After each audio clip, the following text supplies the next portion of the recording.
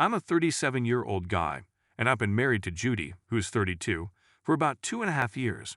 It's hard to pinpoint the exact moment things went south, but I think it started with an annoying phone call. I was in the living room watching football highlights when Judy's phone kept ringing. Annoyed, I brought it to her in the kitchen and asked her to handle the call. Turns out, it was about us getting transferred out of state. Judy got a promotion she'd been working hard for, but it meant we had to move.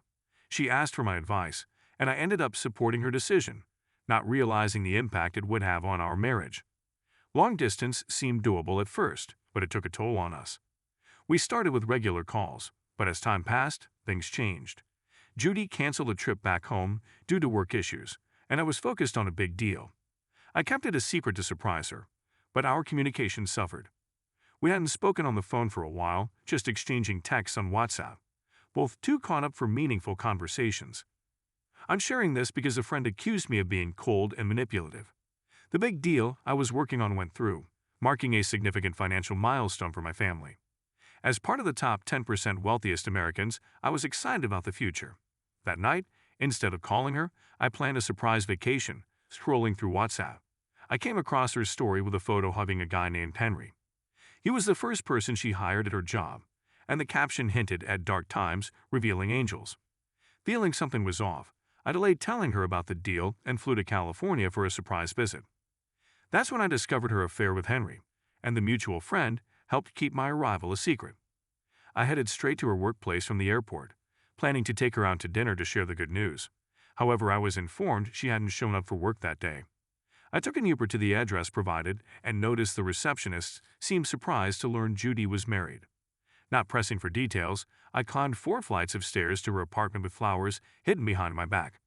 As I was about to knock, I overheard her with someone else, and my heart sank. In just 5.5 months, she had cheated on me. Consumed by anger, I left without confronting her and returned to her office to ask the receptionist to keep my visit quiet, leaving a generous tip. I stayed in a nearby hotel for the following week, trailing her discreetly. She followed a predictable routine between work, yoga, and her apartment, making it easy for me to monitor her movements.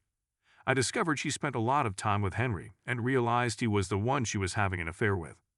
Despite my attempts to contact her, she used work as an excuse and asked for space. Fed up with being manipulated, I prepared divorce papers and waited for her to return home with Henry. Upon catching them in the act, I recorded a minute of their encounter before revealing myself. I confronted her, threatening to share the video unless she signed divorce papers. Despite her pleas for forgiveness and promises to resign and seek therapy, I was repulsed and refused her requests. She said she'd resign upon delivering signed divorce papers, but I still sent the video to her parents to reveal the truth about their daughter. It appeared she had emotionally checked out of the relationship when she took the job, possibly wanting it for a while and potentially cheating on you for some time. She manipulated you into accepting the job, leaving you with no real choice. Major decisions like that can deeply impact a family. Now it's been 5 months since the divorce, and I wanted to give you an update. After the divorce, my ex-wife moved to another state to oversee her company's new branch and started an affair with a coworker, which I discovered during a surprise visit. After the divorce, I took some time to regroup, even enjoying a week-long vacation in the Dominican Republic. One evening, I received a Reddit notification about my initial post, where I vented my anger and frustration. Surprisingly, it gained a lot of attention. While reading the comments, one stood out from someone who had gone through a similar situation a few years ago. He mentioned feeling miserable for not getting sufficient revenge to satisfy his spirit. Though it might sound strange, exposing her infidelity to her parents and getting her fired seemed somewhat satisfying. However, it felt like I hadn't accomplished much. The last I heard, she was staying in a motel and working at a nightclub, oddly suited for a cheater. About 3 weeks after I returned from my trip to the Dominican Republic, she showed up at my door, begging for forgiveness and to take her back. It was quite entertaining watching her with puffy, bloodshot eyes, dealing with the consequences. Regardless of the situation, it didn't concern me much as she was already an emotional wreck. My focus shifted to the guy she cheated on me with, Henry. I let her in, and she seemed to think I was reconsidering the divorce, immediately starting to explain her actions and claiming she never thought I'd actually go through with it. She even mentioned losing her parents' respect, thinking I had already punished her enough. I decided to put her to the test by asking a question I knew she'd fail, wanting to confirm she wouldn't disappoint. When I asked her how many times it happened, she answered once, swearing it was the truth. It was hard to believe anything she said after that. My dad used to say it's nearly impossible to look someone in the eye and lie, but she proved him wrong. While I didn't know the exact number of times they had been together, I had a rough idea of when it started, and it certainly wasn't a one-time thing. Skepticism set in, but if I hadn't followed her around for the first 2 weeks in Michigan and heard her in her room the day I arrived, I might have fallen for her lies. Her desire for a private life no longer mattered. As for Henry, I discovered he was a married man, which infuriated me. Seeing an opportunity for revenge, I played a role, making her believe I was considering reconciliation. I asked for time to think, then immediately sent the video to everyone who knew her, including her friend at the office. My first move was booking a ticket to Michigan to expose Henry's married life, using information from Judy. I rented an apartment near his place, keeping an eye on him and waiting to release the videos of his affairs with my ex-wife. Meanwhile, I watched his wife, Amy. She was stunning with blonde hair, gray eyes, and a captivating smile. Initially planning to seduce her and blow to her husband, my feelings took an unexpected turn. Amy turned out to be a kind and genuine person, and we developed a close friendship. I'd even started seeing less of Henry. During our conversations, Amy shared her marital problems, with her husband barely paying attention to her until recently. Unbeknownst to her, this information gave me the ammunition I needed.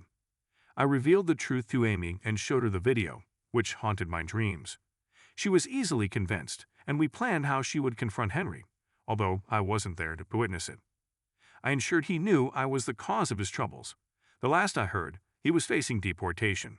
Now I can say I feel music satisfied. Letters were sent to various people, including family, friends, homemakers, professionals, factory workers, doctors, lawyers, educators, priests, preachers, and even Facebook friends. The common thread among them was their connection to Amy Taylor and Slasher Josh Long. The message you're about to read is from Ben Taylor, who is Amy's husband, as well as your daughter, sister, friend, and coworker. I realize that most of you may not know me, and I appreciate your time. I have some information about my beloved wife and her friend, information that some of you might already be aware of or suspect. I've made the choice to eliminate all uncertainty and share what I know. I'm aware that many of you may not like it. Some might even hate it or even me.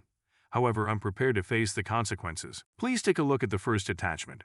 There's a picture of Amy and Josh sharing a passionate kiss on the screen. The caption says, "For play."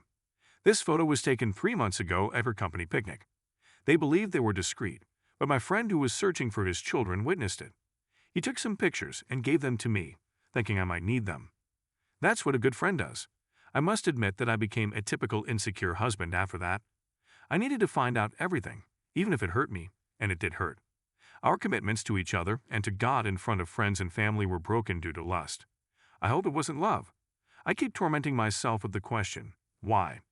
Could it be because I left her alone for extended periods, while the Navy SEALs and I were involved in covert CIA operations? No, wait, I never served in the military, and the only SEALs I know are the ones sunbathing in the harbor. Could it be because I left her alone for work? That can't be. I don't go on business trips, and I hardly ever work overtime. I typically get home no later than 5:30 every evening. Maybe it's because I abandoned all my hobbies, left her and the kids to themselves, and had fun on my own, missing birthdays, holidays, and anniversaries. No, that's not the case. My only hobby is making her happy. She seemed to enjoy little surprise gifts and weekend getaways, and she had to keep an eye on me to ensure I didn't go overboard on those occasions. Fortunately, we didn't have a chance to have kids. I wasn't tough on her mentally or physically. I didn't neglect her, and I always made sure she knew I loved her. I spent as much time with her as possible. It helped that she had a job. Otherwise, she wouldn't have had time to be with Josh. The fact that he was her boss made their secret meetings convenient during the day. I was shocked when I obtained concrete evidence. It turned out to be a bit costly, possibly even illegal, but I didn't intend to use it in court. I decided to take the matter to the court of public opinion. It's evidence of their affair, of course. The following attachments are explicit, so please don't open them if you think they might offend you. The next 2 images popped up. The first showed a top-down photo of Amy looking up at Josh lovingly. The caption read, "She's really good at this." The second was a series of images of them in bed, their faces reflecting desire and happiness. Below was the caption, "What she didn't do for me." I apologize if this offends you, but I needed to remove all doubt. Why am I showing you these pictures? Because I've filed for divorce. Many of her friends have asked if I'm sure about this decision, if it's a mistake, if we should see a counselor, if she's sorry, if it won't happen again, or if we should try to forget it. Her mother, whom I loved as my own, won't try to make me change my mind. Her father, whom I respect but never truly loved, will attempt to reason with me. I'm sorry for involving all of you in this situation. My strongest desire is for you to leave me alone. This is primarily between my wife and me, well, not entirely. I didn't account for Josh. I owe an apology to his wife, Sunny. You didn't deserve to face this, or to your 2 children who are 8 and 5 now. Perhaps he'll change and you can forgive him. It's your choice.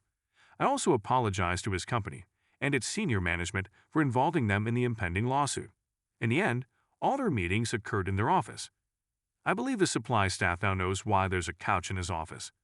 Just a suggestion, if you're giving that couch to someone else, make sure it's thoroughly cleaned first. I may not be able to use these pictures, but my attorney can obtain statements from their coworkers. I highly doubt they'd take responsibility for the company. In any case, many people will have difficult times ahead.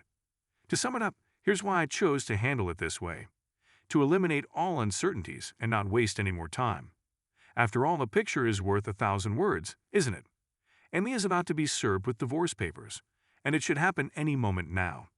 I'll try to start a new life without her. Amy, I'm sorry if I couldn't meet your needs. If, from the beginning, you had told me about your feelings for someone else and left, it would have hurt me, but I would have respected your decision. Instead, you chose to have your cake and eat it too. Well, the cake is gone, Amy. I'm pretty sure you'll regret it, or maybe not. Maybe you're relieved I found out so you and your lover can live as you wish.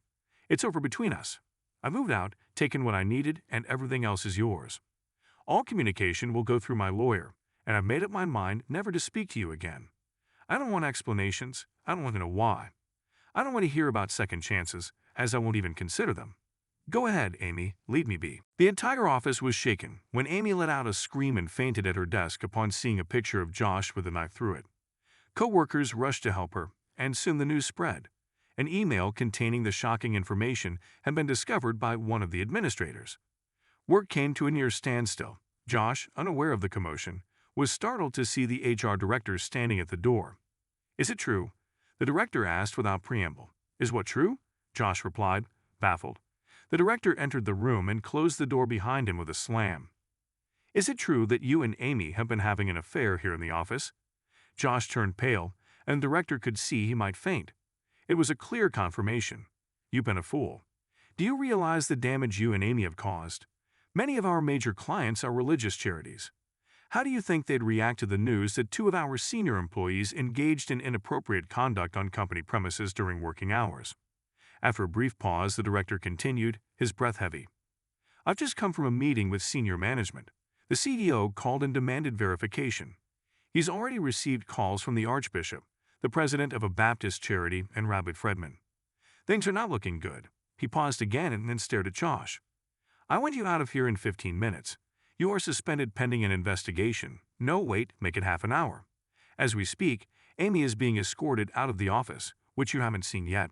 Check your email for the message her husband sent, the director added as he left. Josh's hands trembled as he hit the button. What had started as a casual secret affair was now causing chaos in their lives. He had hoped it would remain fun and hidden from everyone, but their feelings for each other had intensified, leading to promises that their spouses wouldn't discover their infidelity. He realized that Sunny, Josh's wife, must be in a desperate situation. Oh my God, Sunny! He exclaimed loudly and quickly dialed her number. To his surprise, she answered the call, seemingly calm. Maybe she hadn't seen the email yet. Her voice, cold and emotionless, broke the silence. Is it true? She asked. Is what true, sweetheart? Josh replied, aware that he had no other option. Josh, you have one chance to tell me the truth, just one. If you deny it and I catch you in a lie, our conversations will be handled by lawyers. Still, is it true? The walls were closing in on him, and he loved her, but he had no choice. I'm so sorry, honey. Yes, it's true, he confessed, but she cut him off abruptly, her voice sharp and unyielding. I'm packing 2 suitcases with your favorite things. They'll be in the garage. Come get them while I pick up the kids from school. I go myself, but at least one of us has to act like the responsible adult here, especially when there are kids involved. For now, I'll tell them you had to leave for a business trip. Understand one thing. If I decide not to attempt to salvage everything, You'll be the one explaining to our kids why Dad doesn't live here anymore. They won't understand now, but they will in a few years. I hope it doesn't push them away from you. I'm leaving. Please don't attempt to reach out to me. If I decide to, I'll initiate the contact." There was a moment of silence that seemed to stretch for an eternity. Then came a piercing scream. "Damn you!" She yelled before abruptly ending the call, leaving him staring at his phone like a snake before he let it slip from his grip. Almost immediately, the phone began to ring. Glancing at the caller ID that displayed Amy, he answered hesitantly. For a minute, all he heard were the sounds of crying and sniffling. Then she spoke, her voice so hushed he could barely recognize it. Josh, what are we going to do? He's my life. We were planning to start a family next year. I can't bear to lose him. I can't." For the 20th time that day, he was overwhelmed with a profound sense of sadness. What had we done? He wondered aloud. "I feel the same way about Sonny, but honestly, Amy, I don't see a happy ending for either of us. If we truly loved each other, we might embrace our freedom and be together however we liked. Each other, yet we never intended to be together, you know. Our careers are over, if not now, then very soon. Sonny has kicked me out, and I'm uncertain if we'll ever be together again. I'm genuinely sorry for Ben. Do you think that if I talked to him, explaining there was no love, it might help?" "I'm willing to do that," Josh suggested. "No," she replied resolutely. "I believe the best thing for you right now is to keep as far away from us as possible. Every time he sees you, they'll remember what we did.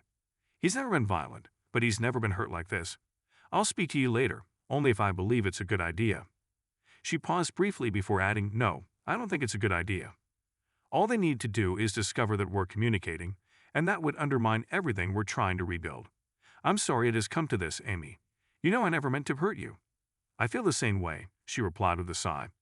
"I hope things work out with Sonny. I know how much you love her. I can't believe we were ever that foolish. Goodbye, Josh, and good luck with that." She hung up, leaving Josh alone with his thoughts.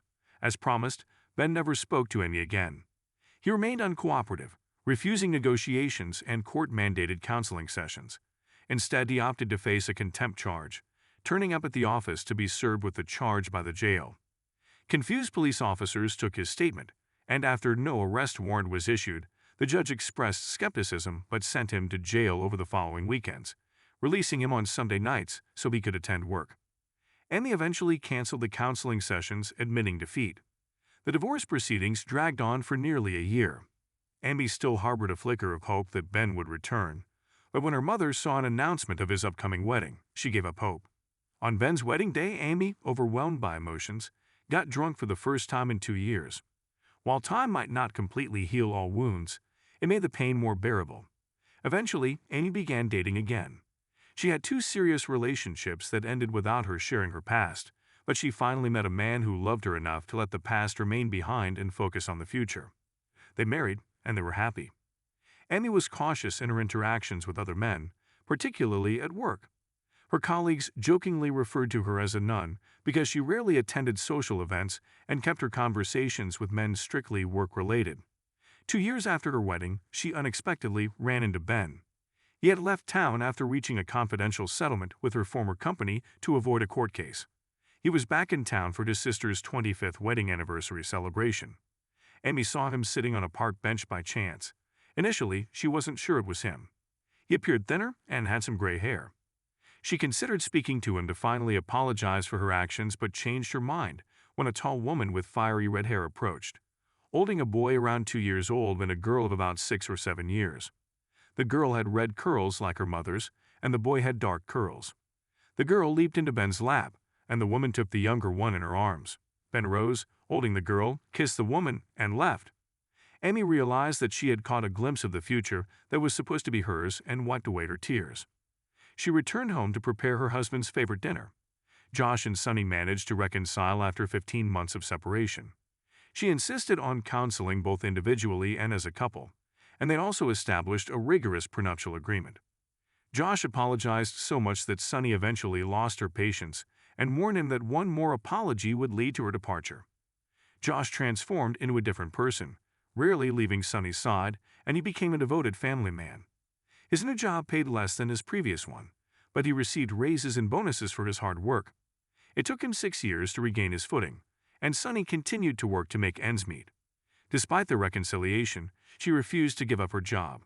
She occasionally went out with colleagues for drinks or attended quarterly work seminars, and her independence bothered Josh, but she was secretly pleased by it. Their life was different from the past, but they were committed to building a better future for themselves and their children.